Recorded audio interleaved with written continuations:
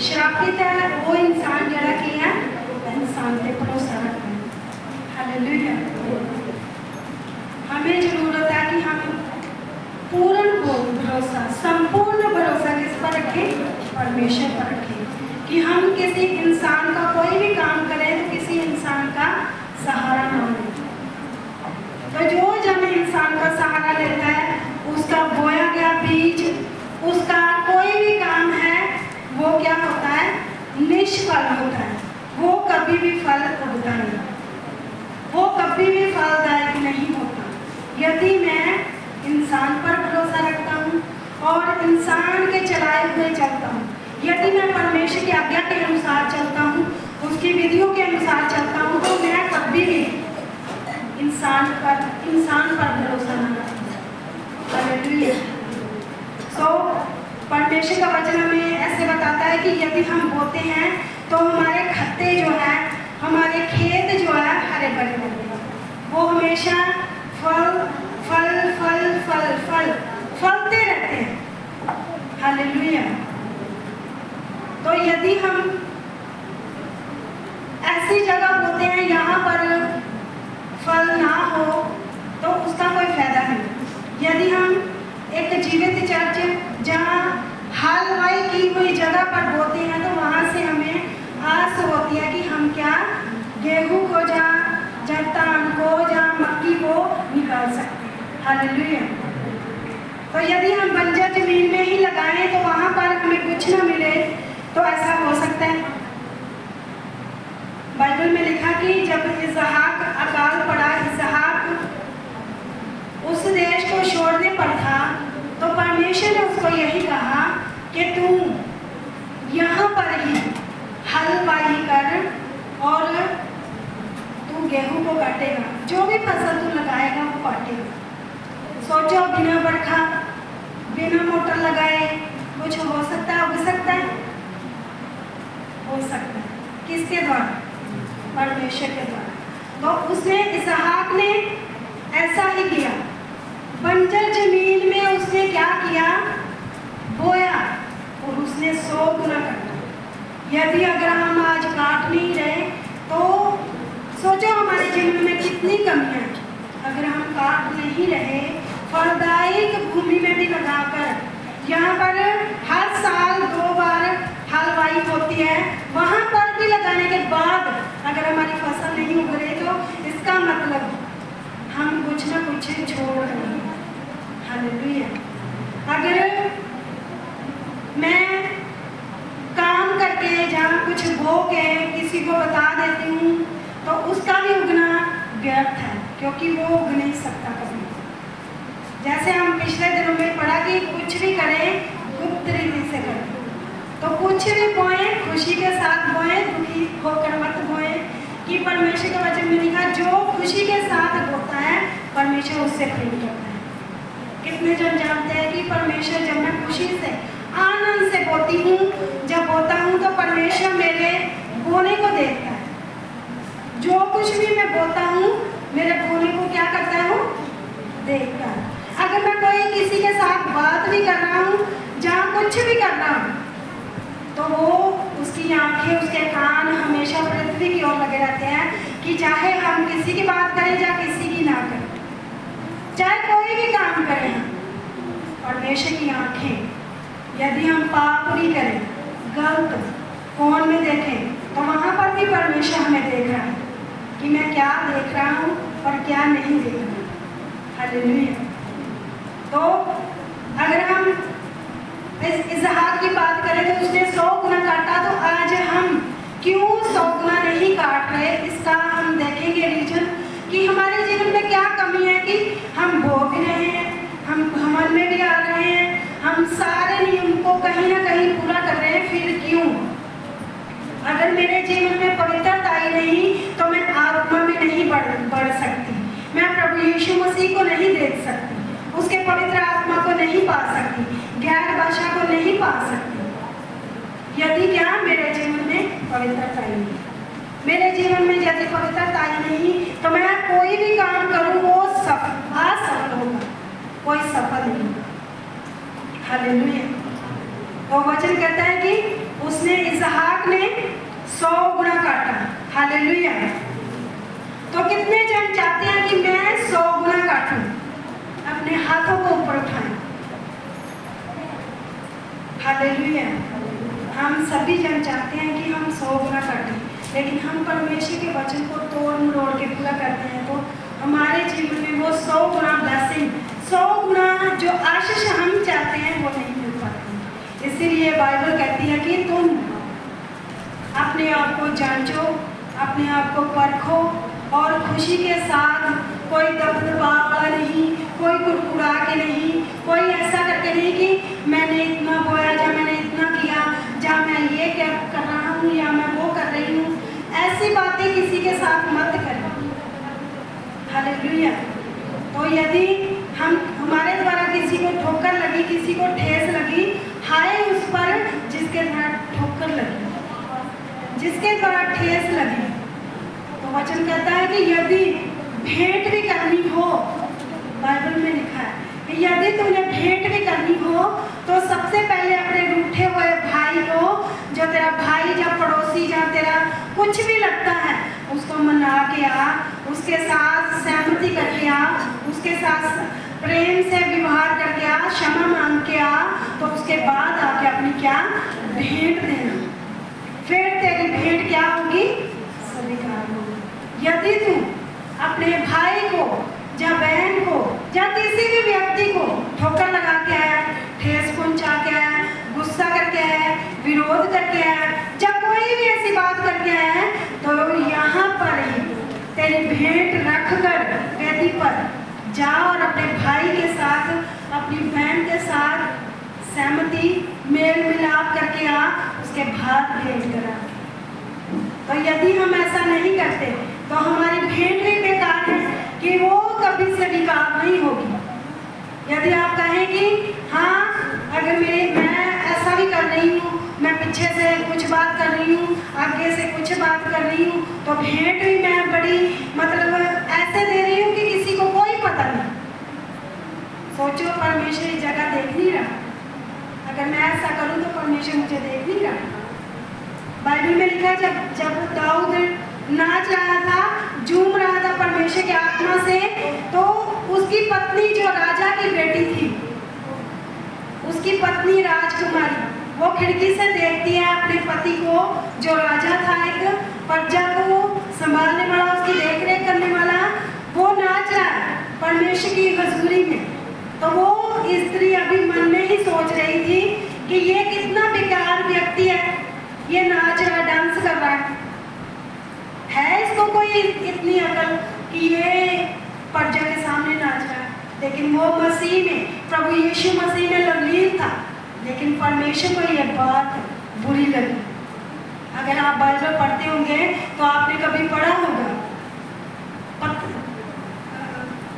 दूसरा इतिहास और पहला इतिहास, इसमें लिखा होगा, वहां पर लिखा है कि परमेश्वर को ये बात सही नहीं लगी, क्योंकि उसने अभी मन में ही विचारा था, उसने अभी उसको बोला नहीं था कि ये तू कितना बुरा व्यक्ति है, अपनी प्रजा के सामने डांस करना, नाच रहा है, तेरे कपड़े उतर गए हैं।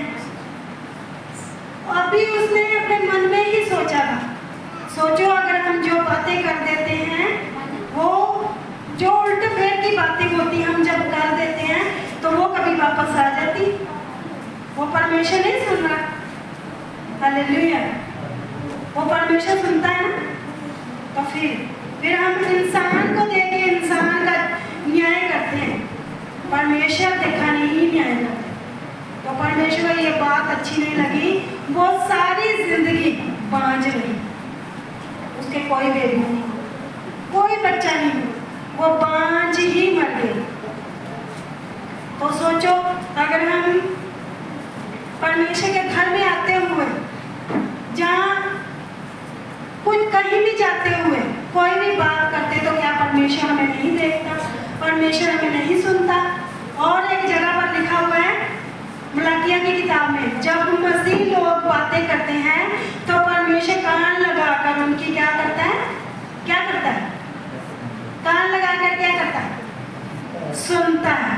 तो इसीलिए कोई भी बात करें चौकसी के साथ। अपने मुंह से ज्यादा बक करना बंद करें। यदि हम करते हैं तो हमारे लिए ही फंदा है, दूसरे व्यक्ति के लिए नहीं। हमारे लिए ही वो कठिनाइयों का रास्ता हो जाता है, किसी के लिए। तो यदि हम चाहते हैं 100 गुना अपने फलों को लेना, तो हमें चाहिए कि पूरे वचनों को फॉलो करना, पूरे वचनों के अनुसार चलना। परमेश्वर के एक एक वचन जो उसके मुख से निकला हुआ हम यदि पूरा करते हैं तो वो ब्लेसिंग भी साथ साथ में पीछा करती है हमारा। बाइबल में लिखा है यदि तुम धर्म और राज की खोज करो तो ये सब वस्तुएं, घर, जमीन, जायदाद, पैसा, संपत्ति, गाड़ी, मोटरसाइकिल, ये सब कुछ चीजें आपके पीछे आएगी। वो तब आएगी यदि आप वचन को पूरा करते हो तब। हालेलुया। तो यदि हम नियम को पूरा नहीं करते तो सोचो क्या होता है। जो हमारा फल हमने बो दिया है वो भी क्या फल रहित हो जाता है। यदि हम एक भी गलती कर देते हैं, यदि मैं आज एक भी गलती कर दूं तो मैं यहाँ पर खड़ी जो हूँ मैं नीचे भी उतारी जा सकती हूँ। वो मैंने कौन नहीं उतारेंगे जब मैं खुद नहीं, वो परमेश्वर ऐसा ही मेरे जीवन में काम करेगा कि मुझे ऊपर चढ़ने की हिम्मत ही नहीं होगी यदि मैं गलत करूँ तो। यदि हमारा जीवन आपके लिए अगर ऐसा है, खुला हुआ है, तो फिर आप क्यों ऐसा करते हैं कि छुपा के ऐसा करते हैं कि मैं कह नहीं सकती। हालेलुया। तो अपने जीवन को परमेश्वर को दें पूरी रीति से।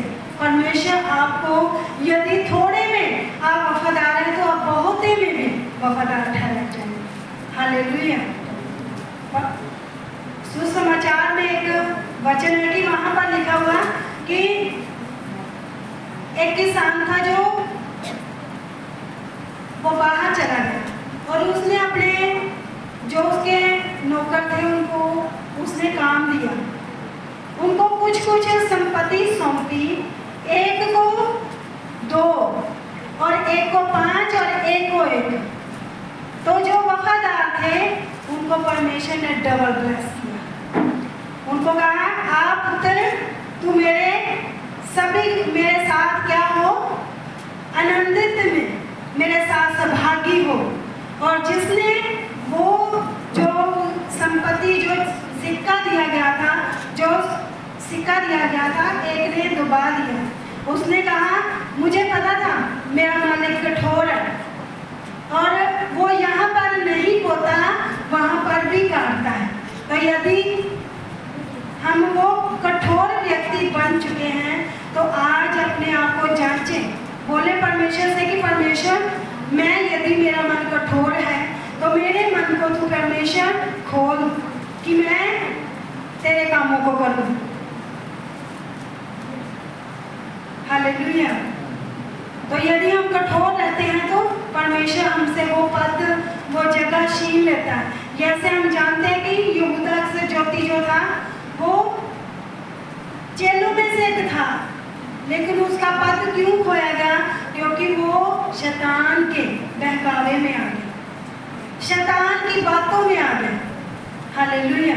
तो यदि आज हम ऐसी बातों में आ रहे हैं तो इसका मतलब यही है कि हम मसीह में नहीं बढ़ रहे लेकिन पीछे की ओर जा रहे हैं। यदि आप बढ़ना चाहते हैं तो परमेश्वर का वचन कहता है सच्चे मन से और ऐसे बन जाओ जैसे कि छोटा बच्चा होता है, उसको नहीं मालूम कि मुझे क्या करना है क्या नहीं। यीशु मसीह ने भी कहा यदि तुम चाहते हो कि मेरे स्वर्ग राज्य में पहुंचना या जाना, अधिकारी बनना, तो बच्चे के समान हो जाओ। हालेलुया। तो मेरे साथ निकाले उत्पत्ति 26 अध्याय कि इसहाक ने जो बोया उसने 100 गुना काटा। बंजर जमीन, अकाल पड़ा हुआ था, कोई बरखा नहीं, कोई मोटर नहीं, कोई खूह नहीं लगा हुआ, कोई पानी का बंदोबस्त नहीं, लेकिन परमेश्वर ने वहां पर उसको 100 गुना काटने की सामर्थ दी। हालेलुया। परमेश्वर ने कहा तू बो, मैं तुझे ब्लेस करने वाला हूँ। यदि हम आज सोचते हैं मैं शायद गलत जगह आ गया या गलत स्थान में हूँ तो ऐसे ही अपनी बातों को अपने माइंड से निकाल दें, क्योंकि परमेश्वर की ब्लेसिंग तुम्हारे जीवन में यदि थोड़े में आप फलदायी हुए हैं तो इसका मतलब आगे भी आप ब्लेस होंगे। हालेलुया। निकालें 26 अध्याय, उत्पत्ति 26 अध्याय, उसका 14 वचन हम पढ़ेंगे। वहां पर लिखा हुआ है, फिर इसहाक ने उस देश में जोता बोया और उसी वर्ष में 100 गुना फल पाया और यहोवा ने उसको आशीष दी। हालेलुया। यदि हम सोचते हैं कि मैं जो भी बोल रही हूँ, जहाँ मैं घमंड के साथ बोल रही हूँ, इसमें भी वचन लिखा हुआ है कि हम ये ना सोचें कि जो कुछ मैं बोल रही हूँ, जो कुछ मैं कर रही हूँ, जहाँ घमंड करें कि मैं जो बोल रही हूँ मेरी कमाई है, मैंने ये कमाया है। हालेलुया। कई ऐसे व्यक्ति थे जो बोलते थे कि हमारे टाइट होने से, हमारी भेंट देने से चर्च चलता है। ऐसी गलत थिंकिंग थी।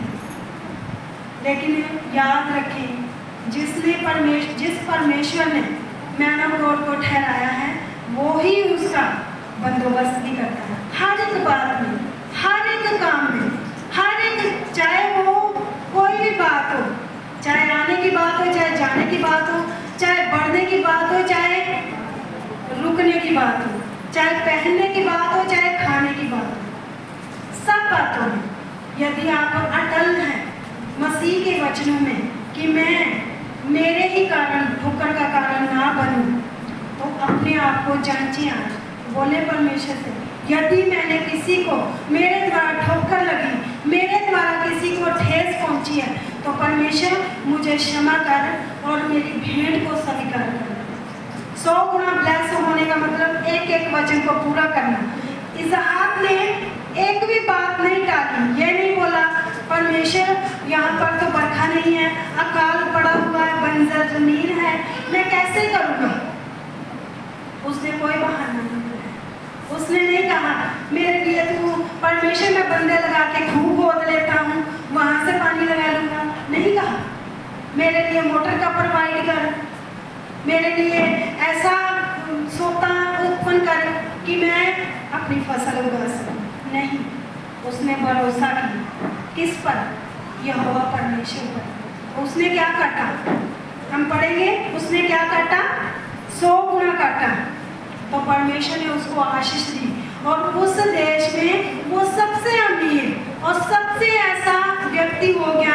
उसके गाय बैल भेड़ बकरियां, उसकी जमीन जायदाद, उसका सब कुछ इतना बढ़ गया कि वहाँ के लोग जो थे उससे खुंदक करने लगे, कहने लगे ये बहुत बढ़ गया, तू बहुत फैल गया, तेरे नौकर चाकर इतने बढ़ गए हैं कि हमें दिक्कत होती है।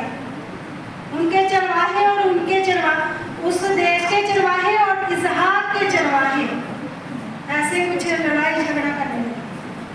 ऐसे ही जैसे परमेश्वर ने अब्राहम को बहुत सारे इतने बड़े देश का, उसको इतनी सारी भूमि दी, उसी प्रकार इसहाक को भी दी।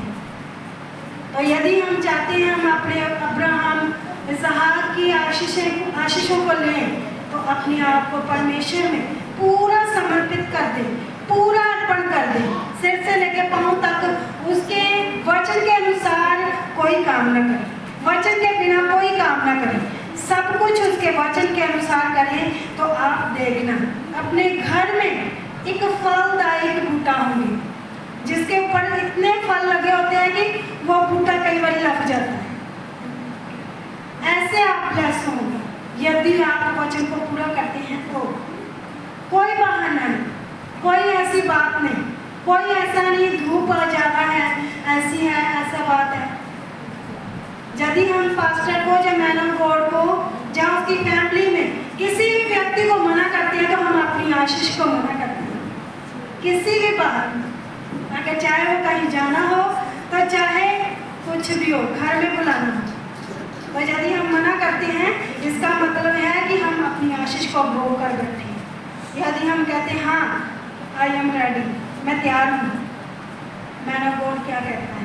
मैं उसकी आज्ञा के अनुसार करूँगी। अगर हम अलीशा की और एलिया की बात देखें तो वहाँ पर अलीशा ने दुगना मसा, डबल मसा तभी पाया यदि वो अधीनताई में रहा, हाथों को धुलाया करता था, उसके लिए खाना लगाया करता था, उसके कपड़ों को धोया करता था।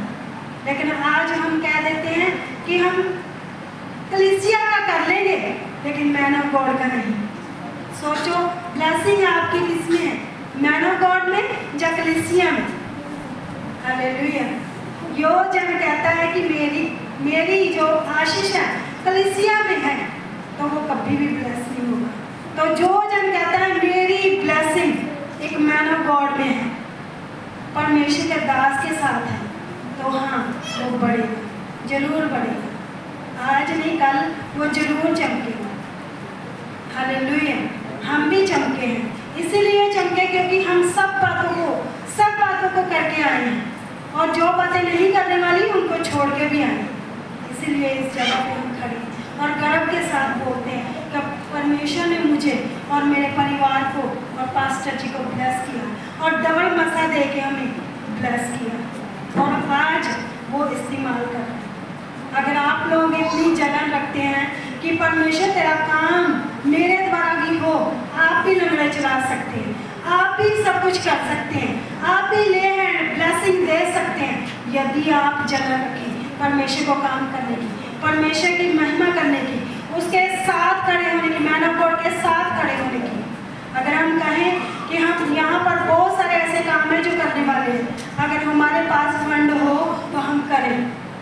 तो जो जन अपनी ऑफरिंग को परमेश्वर के सुसमाचार के लिए बोना चाहता है, वही जो कहता है कि मैं पास्टर को दे रहा हूँ तो मत बोल। जो जन अपने टाइट को परमेश्वर की सेवा के लिए देता है तो वो जरूर दे, खुशी के साथ दे। तो यदि वो कहता है मैं पास्टर जी को दे तो वो मत बोल। हमें परमेश्वर ने ठहराया तो हमें ऐसे ही दुखी जहाँ भूखी में या गरीबी में रहने के लिए नहीं अलग किया, हमें राजाओं की तरह रहने के लिए परमेश्वर ने अलग किया। कि हम किसकी संतान है? राजा की, राजाओं के राजा की संतान है, तो हम पीछे नहीं हट सकते। जलन रखे परमेश्वर का काम को करने की और सारी अपने जीवन से वो बातें जो पुरानी है सब निकाल दे। बाइबल में लिखा पुरानी बातें छोड़ते हुए आगे बढ़े। तो यदि हम पुरानी बातें नहीं छोड़ रही तो नई कैसे एंटर करेगी? नहीं करेगी कभी। अगर खराब खाने पे हम अच्छा खाना डाल देंगे तो क्या होगा? सारा ही खराब हो जाएगा, खिचड़ी। तो यदि हमारे जीवन में पुरानी बातें हैं, पुराना खमीर है तो उसको निकालें। यदि वो नई बातें आ रही है तो वो एडजस्ट नहीं कर पा रही हमारे जीवन में। पहले पुरानी बातें छोड़ दें और जलन रखें परमेश्वर के काम को करने की और खड़े रहें और अपने भेंट को बेस्ट से बेस्ट दें, क्योंकि यो समय चल रहा है कि परमेश्वर का आना निकट है। इसलिए हमें खड़ा होना है कि हम सुसमाचार के लिए जल्दी से जल्दी आगे बढ़ें, परमेश्वर के उन लोगों तक पहुँचे जो नाश हो रहे हैं। बहुत सारे ऐसे लोग हैं जो नाश हो रहे हैं, नौजवान लोग हैं जो नशों में, व्यभिचार में, ऐसी बातों में फंसे हुए। कल मैंने एक स्टेटस देखा था कि वो पता नहीं, मुझे समझ नहीं आती कि लोग कैसे स्टेटस लगाते हैं कि मैं बोल के नहीं बता सकती, इतना मतलब अजीब था कि हम जाते चर्च हैं, उसकी महिमा करते हैं हर समय, उससे डरते हैं, लेकिन बातें हम फोन पे ऐसी लगाते हैं, ऐसी फोटो लगाते हैं कि दूसरे बंदे को लगेगा कि ये परमेश्वर को कभी जानते ही नहीं। जो बंदा देखेगा वो कभी नहीं सोचेगा कि ये परमेश्वर को जानता है, कभी नहीं सोचेगा। सोचो, इसीलिए फोन हमें दिया गया, इसीलिए माँ बाप ये खर्चा करके हमें देकर देते हैं कि हम ऐसी बातें लगाएं, जो ऐसी बातें देखें। हालेलुया। ये बातें आपको कड़वी जरूर लगी होगी, गुस्सा जरूर आया होगा, लेकिन जलन रखें और भरोसा परमेश्वर पर रखें, जिसने हमें यहाँ पर राजाओं की संतान होने के लिए क्या किया है? ठहराया है। और खड़ा किया और साथ मिलाया है। हालेलुया। तो अपनी ऑफरिंग को, बेस्ट ऑफरिंग को बोले परमेश्वर से मेरे टाइट को, जो जन टाइट बो रहे हैं, बोले परमेश्वर से मेरे टाइट को ग्रहण करें। टाइट पवित्र है, ये परमेश्वर तेरे लिए पवित्र ठहरे। मेरी ऑफरिंग को भी ग्रहण करें। धन्यवाद की भेंट को, शुक्रनामे को, उठाने की भेंटों को परमेश्वर, मेरे जितने बलिदानों को मेरे परमेश्वर स्वीकार करें, ग्रहण करें मेरे परमेश्वर। जैसे वचन में लिखा हुआ है कि 100 गुना फलों को लेके आए, किसी ने 30 गुना, किसी ने 60 गुना, जिन्होंने बोया उन्होंने 30 गुना, 60 गुना, किसी ने 100 गुना काटा। तो बोले परमेश्वर मैं 30 गुना नहीं काटूं, 60 गुना नहीं काटूं, मैं पूरे 100 गुना काटूं मेरे परमेश्वर। मेरे बोने के द्वारा मेरा परिवार, मेरा घराना, मेरा जीवन ब्लेस हो मेरे परमेश्वर। मेरा फाइनेंस ब्लेस हो मेरे परमेश्वर। मेरा फाइनेंस की सारी फजूल खर्ची खत्म हो जाए मेरे परमेश्वर। जैसे वचन में लिखा हुआ मलाकिया 3:10 में कि सारे दशमांश भंडार में ले आओ कि मेरे भवन में भोजन वस्तु रहे। ऐसा करके मुझे परखो। सेनाओं का यहोवा ये कहता है कि ऐसा करके मुझे परखो कि मैं आकाश के झरोखे खोलकर तुम्हारे ऊपर अपरंपार आशीष की वर्षा करता हूँ कि नहीं। मैं तुम्हारे लिए नाश करने वाले को ऐसा भूलूंगा कि वह तुम्हारी भूमि की उपज नष्ट ना करेगा। मैं तुम्हारी दाख लताओं के फल कच्चे ना गिरेंगे। सेनाओं के यहोवा का यही वचन। सब के से कहिए आमीन। धन्यवाद मेरे सामर्थ्य पिता, जितने भी जन टाइट को बोल रहे हैं मेरे परमेश्वर।